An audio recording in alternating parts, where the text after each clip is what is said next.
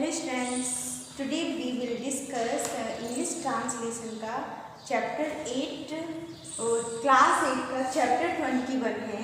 ठीक है, तो चैप्टर का नेम है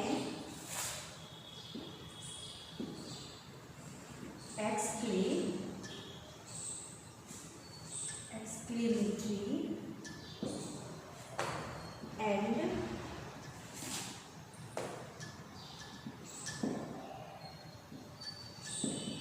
objective sentences।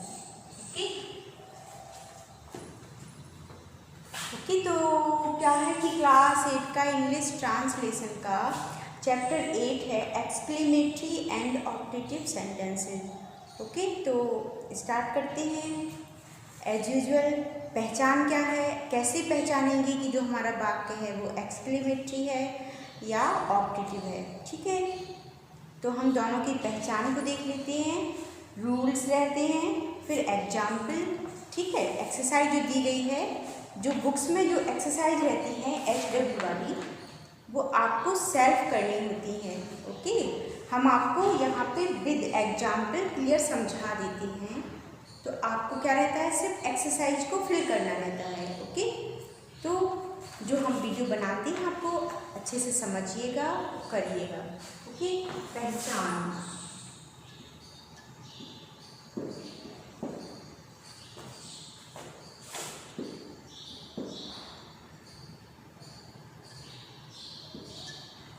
Exclamatory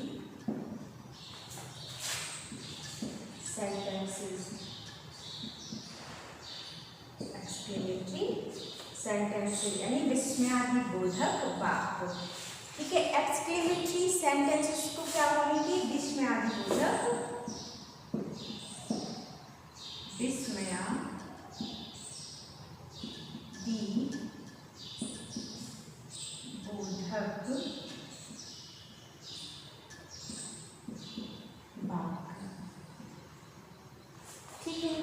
exclamatory sentence यानी विस्मयादिबोधक वाक्य। तो जैसे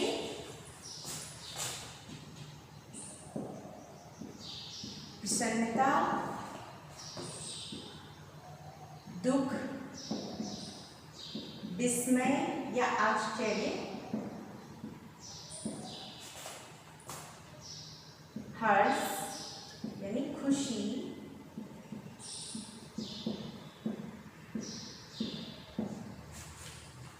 आदि की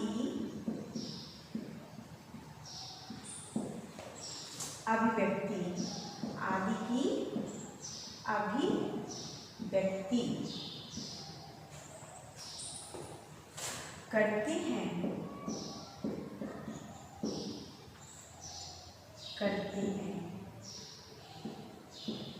इनके अंत में संबोधन यानी मार्क ऑफ एक्सक्लेमेशन,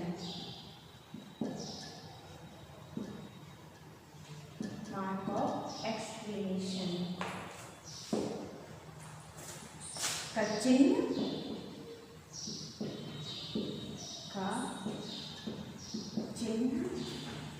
लगा होता है। ठीक है, लगा होता है। तो क्या है कि जो विस्मयादिबोधक वाक्य एक्सक्लेमेशन जो सेंटेंस होते हैं, प्रसन्नता, दुख, विस्मय, हर्ष, आश्चर्य आदि की अभिव्यक्ति करते हैं। ओके, इनके अंत में संबोधन यानी मार्क ऑफ एक्सक्लेमेशन का चिन्ह लगा होता है। ओके, पहचान में क्या है, इनमें हम एक्सक्लेमेशन का मार्क लगा देते हैं। तो जो वाक्य है हमारा, उसमें प्रसन्नता, दुख, विस्मय, हर्ष, आश्चर्य आदि की क्या होती है, अभिव्यक्ति होती है। ठीक है, तो ये था हमारा एक्सक्लेमेटरी सेंटेंस की पहचान। एक्सक्लेमेटरी सेंटेंस की पहचान। अब हम क्या देखेंगे, आपका चैप्टर है ना एक्सक्लेमेटरी एंड ऑप्टेटिव। तो चैप्टर में हमने एक्सक्लेमेटरी तो आपको बता दिया, अब हम देखते हैं ऑप्टेटिव की पहचान, ऑप्टेटिव सेंटेंसेस की पहचान। ठीक है,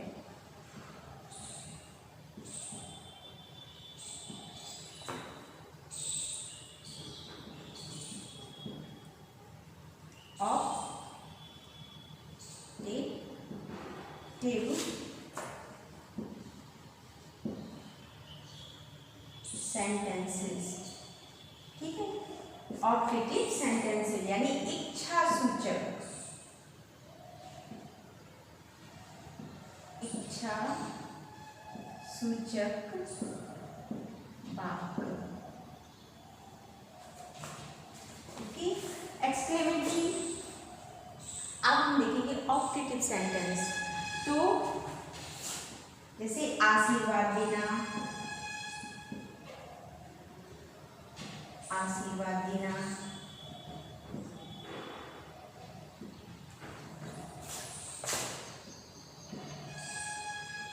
शुभकामना या इच्छा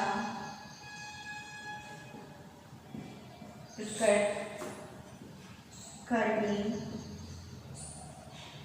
अथवा अभिशाप देने आदि, देने आदि के विचारों की अभिव्यक्ति करते हैं, देने आदि के विचारों की अभिव्यक्ति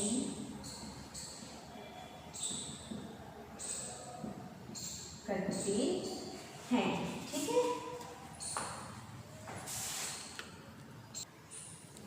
हाँ, तो क्या देखते हैं कि जो ऑप्टेटिव सेंटेंस है, जैसे हम एक्सक्लेमेटरी सेंटेंसेस को कैसे पहचानेंगे, प्रसन्नता, दुख, विस्मय, हर्ष, आश्चर्य आदि की जो अभिव्यक्ति है, तो अभिव्यक्ति ये क्या है, ये सेंटेंस क्या करती है, प्रसन्नता, दुख, विस्मय, हर्ष, आश्चर्य की क्या करते हैं, अभिव्यक्ति करते हैं। इनके अंत में संबोधन यानी मार्क ऑफ एक्सक्लेमेशन का चिन्ह लगा होता है। ठीक है, अब जैसे ऑप्टेटिव सेंटेंस, ऑप्टेटिव सेंटेंस यानी इच्छा सूचक वाक्य, जैसे आशीर्वाद देना, शुभकामना या इच्छा प्रकट करना। ठीक है, जैसे शुभकामनाएं, ठीक है, आशीर्वाद देना, शुभकामना या इच्छा प्रकट करना अथवा अभिशाप देने। क्या है कि आशीर्वाद देना इच्छा सूचक वाक्य, क्या बोलते हैं ऑप्टेटिव सेंटेंसेस को, इच्छा सूचक वाक्य यानी आशीर्वाद देना, शुभकामना देना या इच्छा प्रकट करना अथवा अभिशाप देना, ये काहे में आते हैं, आपके ऑप्टेटिव सेंटेंसों में आते हैं और इनमें विचारों की अभिव्यक्ति करते हैं। ठीक है, तो हमने देखा पहचान। अब हम चलते हैं रूल्स पर। ओके,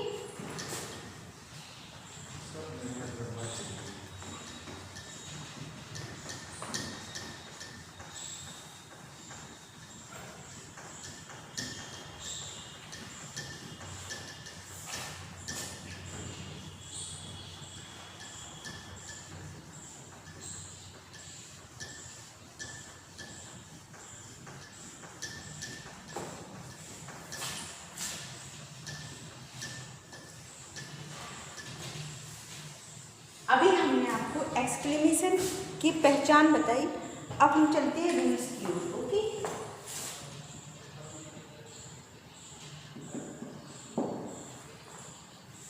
हाँ, तो जिन वाक्यों में देख लेते हैं, जैसे जिन वाक्यों में कितना अथवा कैसे, जिन वाक्यों में कितना अथवा कैसे आदि शब्द आते हैं, उनका अंग्रेजी अनुवाद करते समय क्या करेंगे, व्हाट या हाउ से वाक्य आरंभ करते हैं। ठीक है, तो जिन वाक्यों में कितना या अथवा कैसे आदि शब्द आते हैं, तो उनका अंग्रेजी अनुवाद करते समय व्हाट या हाउ से वाक्य स्टार्ट करते हैं। ओके, सेकंड, व्हाट या हाउ के पश्चात एडजेक्टिव या एडवर्ब आता है। एडजेक्टिव, व्हाट या हाउ के पश्चात एडजेक्टिव या एडवर्ब आता है और उसके बाद सब्जेक्ट और फिर वर्ब आती है। ठीक है, तो व्हाट या हाउ के पश्चात एडजेक्टिव या एडवर्ब आता है, इसके बाद सब्जेक्ट और फिर वर्ब आती है। ओके, अगर कितना और कैसा है तो व्हाट और हाउ आएगा, इसके बाद आपका एडजेक्टिव और एडवर्ब आता है और इसके बाद सब्जेक्ट और फिर वर्ब आती है। ओके, किसी वस्तु की कामना के लिए ओ फॉर का यूज करते हैं। किसी वस्तु की कामना, किसी वस्तु की कामना के लिए क्या करते हैं, ओ फॉर का यूज करते हैं। ओके, और शाबाशी के लिए ब्रेवो का इस्तेमाल करते हैं, का प्रयोग करते हैं। शाबाशी के लिए ब्रेवो का, ब्रेवो, शाबाशी के लिए ब्रेवो का प्रयोग करते हैं। इच्छा सूचक वाक्यों में, इच्छा सूचक जो वाक्य होते हैं वो जहाँ तक में क्रिया से शुरू होते हैं। ठीक है, इच्छा सूचक वाक्य में क्रिया से शुरू होते हैं, तो ये आपका क्या है, रूल्स। ओके, तो इसको हम रिटन में समझा दे रहे हैं आपको, रिटन में हम आपको बता दे रहे हैं। रूल नंबर 1,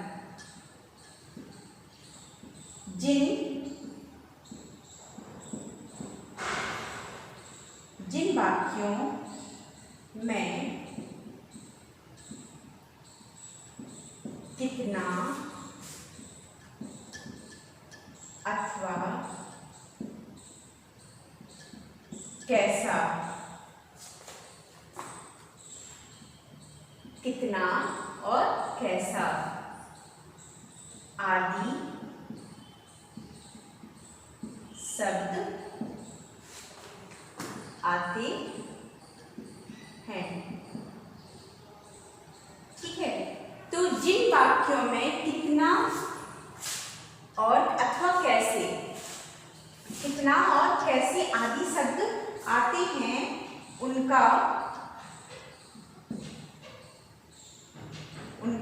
अंग्रेजी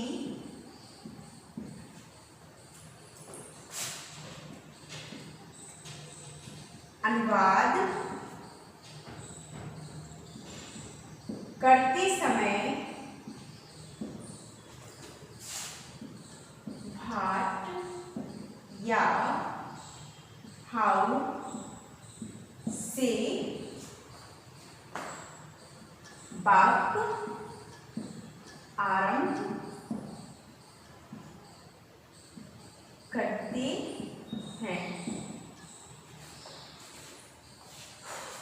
क्या है कि जिन वाक्यों में कितना अथवा कैसे आदि आते हैं तो उनका अंग्रेजी अनुवाद करते समय क्या करेंगे, व्हाट या हाउ से वाक्य स्टार्ट करते हैं। ओके, चलते हैं नेक्स्ट रूल की ओर। व्हाट या हाउ के पश्चात, हाउ के पश्चात एडजेक्टिव, एडजेक्टिव या एडवर्ब आता है। व्हाट या हाउ के पश्चात एडजेक्टिव या एडवर्ब आता है, उसके बाद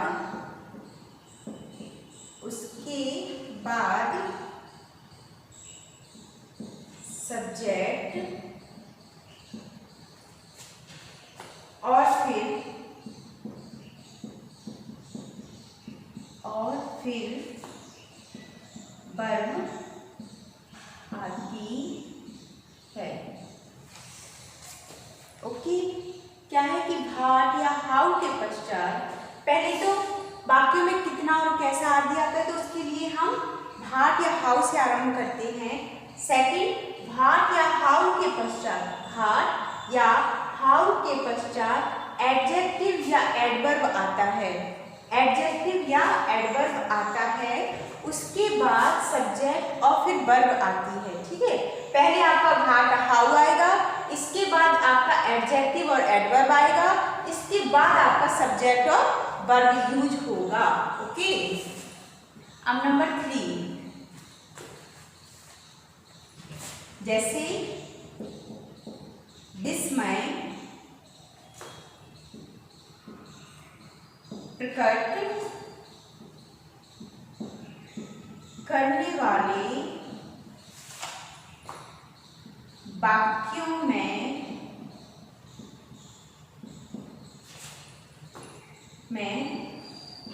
हुर्रा, ओ, अलास आदि शब्दों का प्रयोग करते हैं। ठीक है, जैसे विस्मय प्रकट करने वाले जो वाक्य हैं उनमें हुर्रा, ओ, अलास आदि शब्दों का प्रयोग करते हैं। ओके, नंबर 4, किसी वस्तु की कामना के लिए ओ फॉर का प्रयोग करते हैं। ठीक है, किसी वस्तु की कामना के लिए ओ फॉर का प्रयोग करते हैं। ओके, किसी वस्तु की कामना के लिए ओ फॉर का प्रयोग करते हैं। रूल हमें लर्न होने चाहिए। ठीक है, जब हमें रूल आते हैं, अच्छे से लर्न होंगे, हमें अच्छे से दिमाग में हमारे होंगे, तो हम सेंटेंस को बहुत ही क्लियरली बना सकेंगे। ओके, तो जो रूल लिखवाते हैं उनको अच्छे से समझिए और उनको लर्न करिए, जिससे आप क्या कर सकते हैं, उस जो हम आपको एक्सरसाइज देंगे एचडब्ल्यू वाली, वो आप कंप्लीट कर सकेंगे, वो भी कैसी, सही तरीके से, बिना मिस्टेक किए हुए। ओके, अब नंबर 5, शाबाशी के लिए, शाबाशी के लिए ब्रेवो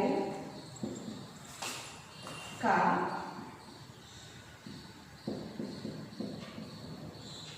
प्रयोग करते हैं। ओके, जैसे शाबाशी के लिए क्या करेंगे, ब्रेवो का प्रयोग करते हैं, और इच्छा सूचक वाक्यों में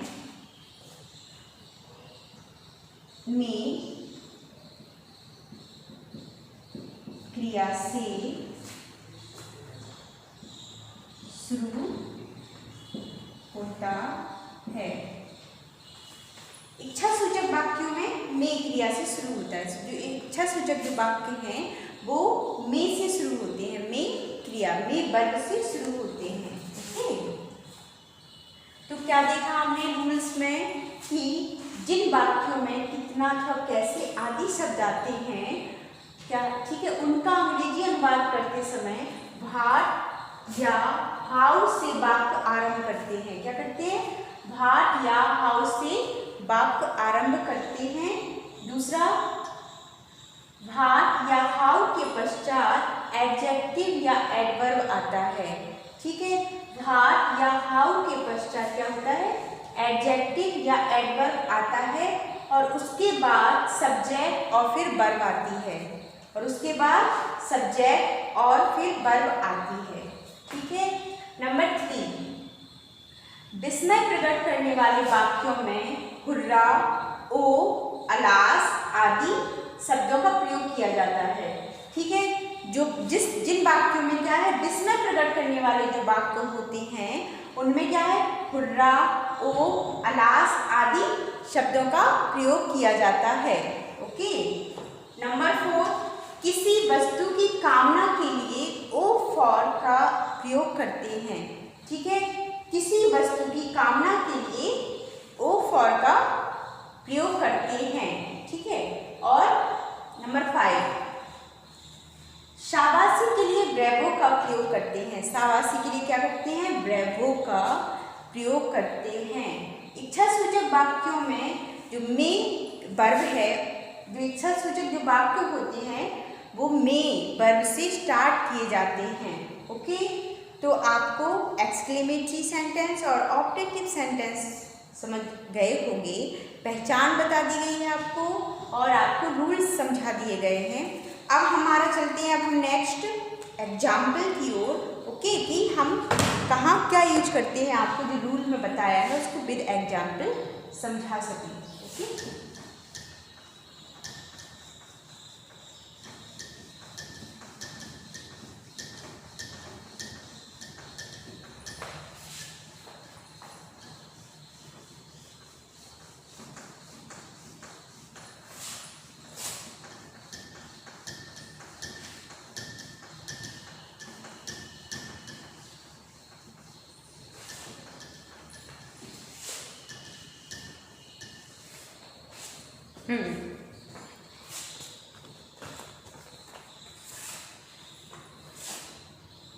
exclamatory and optative sentences, exclamatory and optative sentences यानी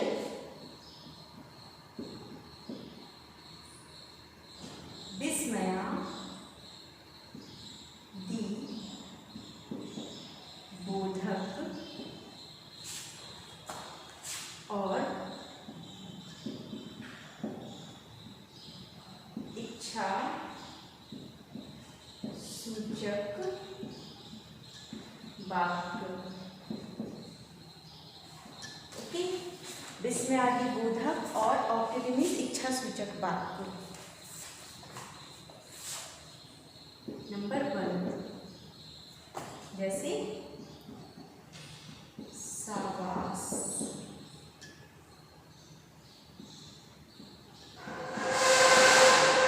बहुत अच्छे। ठीक है, अब हम क्या चलते हैं एग्जाम्पल की ओर, देख लेते हैं एग्जाम्पल।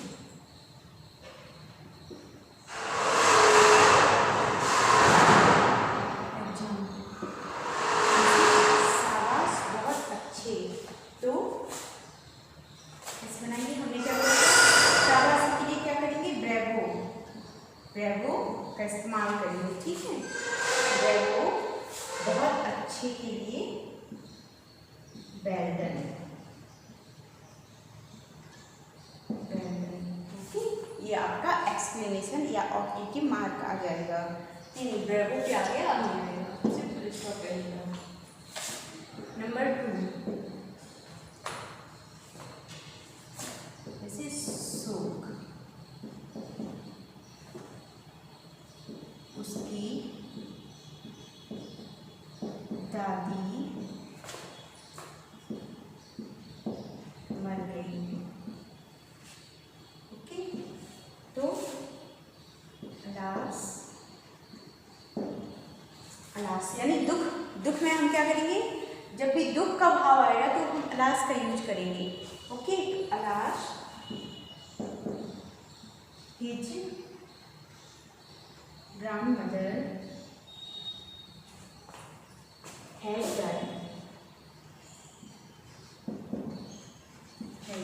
ओके, जैसे सो, उसकी दादी मर गई, तो alas his grandmother has died. Okay, हमें क्या है, शाबाशी के लिए ब्रेवो का यूज करेंगे और कोई भी दुख या शोक के लिए हम अलास का यूज करेंगे। ओके, नेक्स्ट चलते हैं।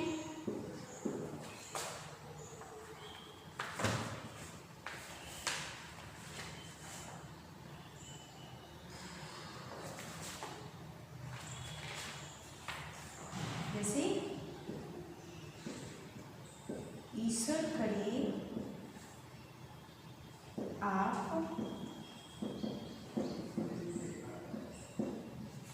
परीक्षा में सफल हूँ। ओके, ईश्वर करे आप सफल परीक्षा में सफल हो। तो मे से स्टार्ट होती है ना ऑपरेटिव सेंटेंस, तो may you succeed in the examination. Last में आएगा इसका एक्सक्लेमेशन मार्क। ओके, तो ईश्वर करे आप परीक्षा में सफल हो, तो may you succeed in the examination. Okay, अब हम और भी एग्जाम्पल देख लेते हैं।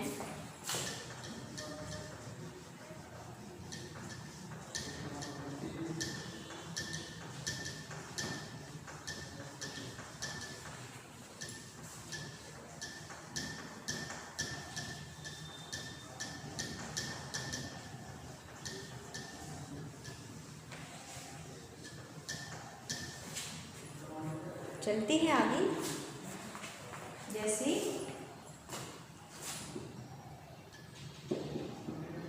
काश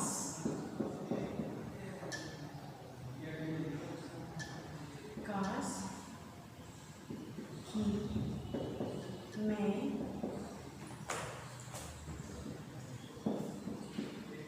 करोड़पति बन जाऊं।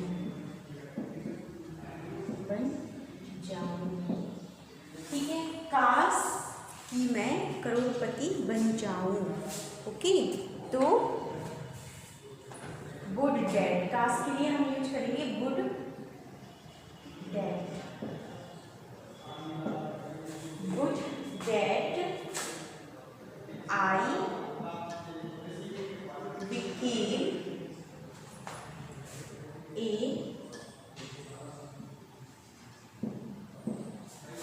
multi-millionaires।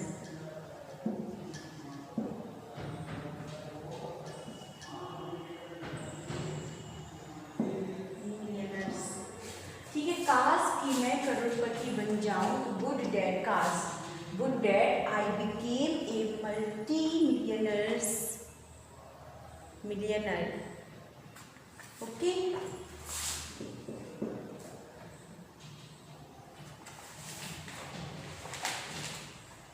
आप कितने बहादुर हैं। ठीक है, जैसे कितने और क्या और कितने और कैसे था, तो देखेंगे कितने, आप कितने बहादुर हैं, तो हाउ। ठीक है, बात का कैसे स्टार्ट होगा, हाउ या व्हाट से। तो हाउ ब्रेव यू आर और एक्सक्लेमेशन मार्क। ओके, आप कितने बहादुर हैं, तो हाउ ब्रेव यू आर। जैसे कितना ठंडा पानी है, कितना ठंडा पानी है, हाउ कोल्ड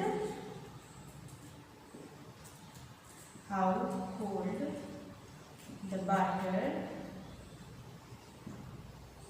इज।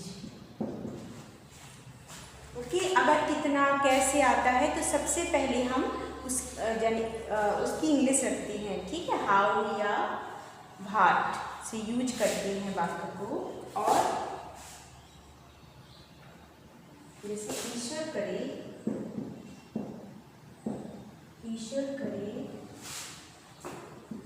हमारे प्रधानमंत्री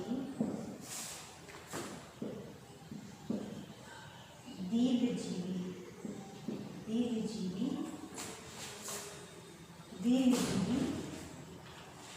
हो। ठीक है, ईश्वर करे हमारे प्रधानमंत्री दीर्घजीवी हो। तो मे अवर, मे से स्टार्ट होगा ना, मे अवर प्राइम मिनिस्टर